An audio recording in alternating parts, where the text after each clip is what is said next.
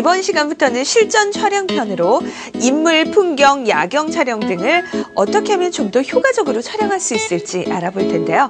자, 첫 번째 시간으로 인물 사진을 효과적으로 촬영할 수 있는 방법에 대해서 알아보겠습니다.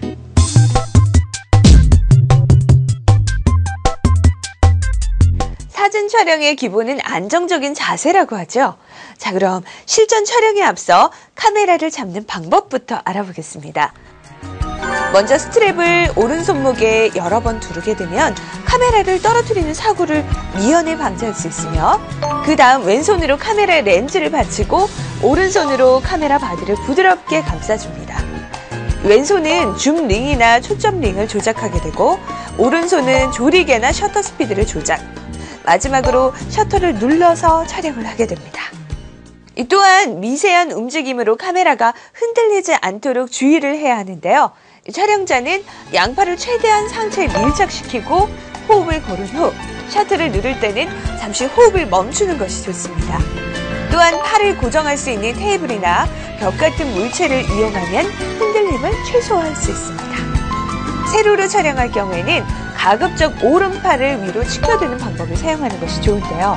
이와 같은 방법은 무거운 촬영 장비를 장시간 사용할 경우에 흔들림을 최소화할 수 있는 자세입니다.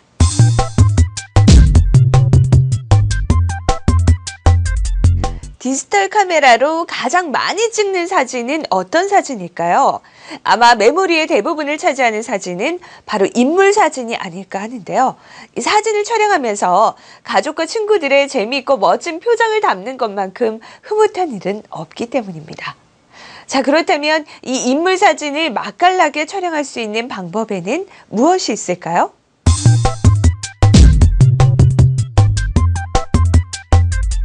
인물 사진의 가장 중요한 것이라면 바로 모델과 교감입니다. 누구라도 커다란 렌즈를 얼굴에 들이대면 긴장하거나 표정이 딱딱해지기 마련인데요. 모델과 대화를 통해 친밀감을 쌓아 자연스럽고 살아있는 표정을 잡아내는 것이 인물 사진의 가장 기본이 되는 요소라고 할 수 있습니다.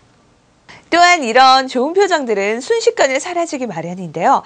특히 스냅 사진으로 인물을 촬영할 경우에 촬영자는 주변 상황을 미리 예상하고 집중해 원하는 인물의 표정을 담아야 합니다. 언제나 셔터를 아끼지 말고 여러 장 촬영에 좋은 표정을 담도록 노력해 보세요.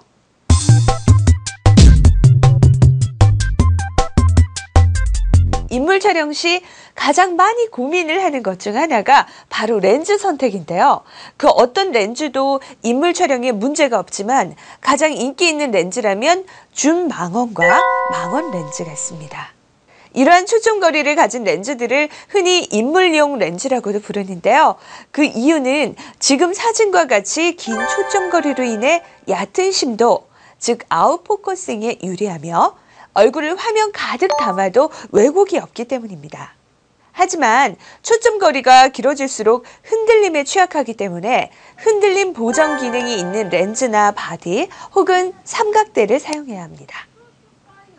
반대로 초점거리가 짧은 광각 렌즈도 인물 사진에 자주 활용되는데요. 보시는 것처럼 인물을 포함한 배경을 충분히 살릴 필요가 있는 경우에 많이 사용됩니다. 하지만 인물을 가장자리에 배치할 경우 광각 렌즈의 왜곡으로 인하여 보시는 것처럼 머리가 늘어나 보이는 경우가 있기 때문에 구도를 잡을 때 충분한 주의가 필요합니다.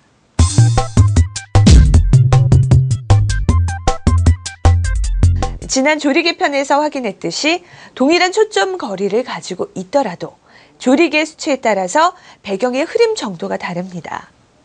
그렇기 때문에 촬영자는 주변 상황에 맞는 적절한 조리개 수치를 조절해야 하는데요. 하지만 몇몇 DSLR 사용자들은 무조건 조리개를 최대 개방해 과도한 아웃포커싱을 구사하는 경향이 있습니다. 이런 습관은 자칫 인물도 배경도 모두 흐리게 처리될 수 있으며 배경이 텅 비어 보여서 금방 식상한 사진이 될 수 있다는 점도 꼭 명심하셔야 합니다. 또 한 가지, 바로 화면에 초점이 맞는 부분인데요. 일부러 눈에서 초점이 빗나가게 하는 경우를 제외하고는 인물의 눈이 선명하게 나오도록 촬영해야 인물의 중심과 강렬한 시선을 강조할 수 있습니다.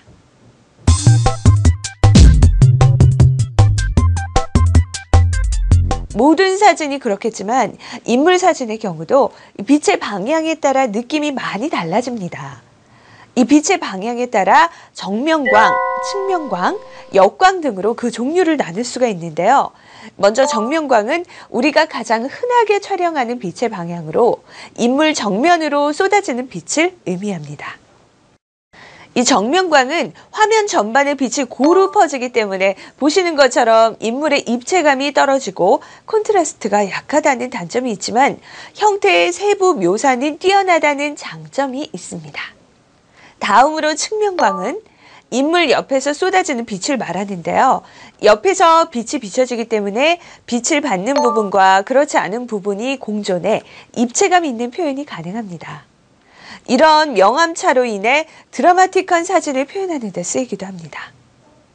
마지막으로 역광은 인물 뒤에서 빛을 비춰주는 것으로 또렷한 윤곽과 함께 콘트라스트가 높다는 특징이 있는데요. 보시는 것처럼 극단적이면서 개성 있는 사진을 표현할 수 있습니다.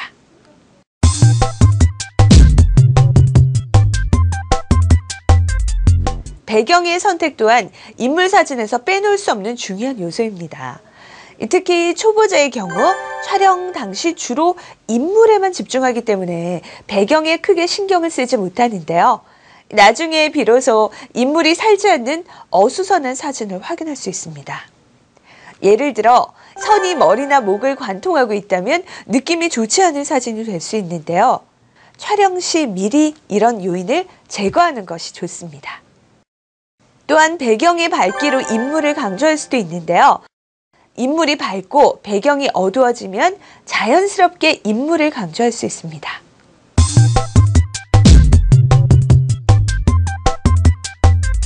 흔히 초보자가 찍은 인물 사진을 보게 되면 주로 모델과 같은 눈높이에서 촬영한 경우가 많은데요. 인물 사진도 다양한 앵글에 따라 인물의 느낌이 다양하게 표현됩니다.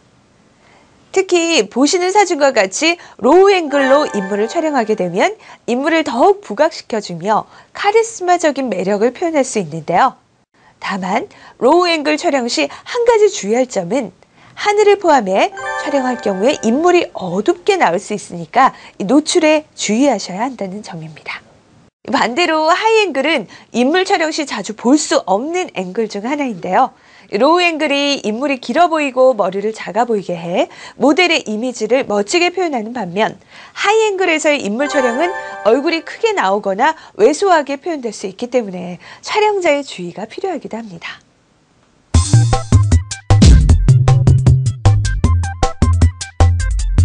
그 밖에도 인물 사진에 활용할 수 있는 좋은 액세서리가 있습니다. 먼저 많은 분들이 가볍게 여기는 내장 플래시를 예로 들 수 있는데요. 특히 역광이나 그늘에선 얼굴에 그림자가 드리워져 부자연스러운 사진이 되기 쉽습니다. 이럴 경우 노출 보정을 통해 얼굴을 밝게 할 수도 있겠지만 덩달아 배경까지 밝아지기 때문에 이럴 때 내장 플래시를 사용하면 배경도 살리고 얼굴도 밝게 촬영할 수 있습니다.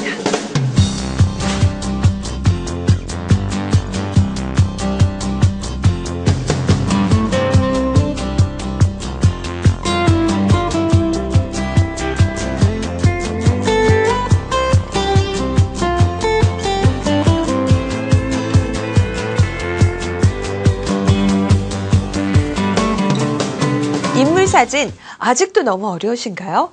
처음에 가족의 얼굴부터 한번 담아보세요.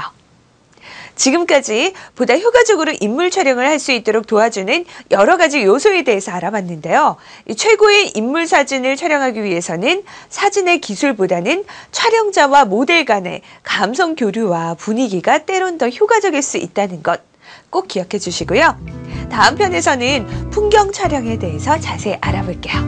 자, 그러면 헬로우 DSLR 다음 편에서 만나요.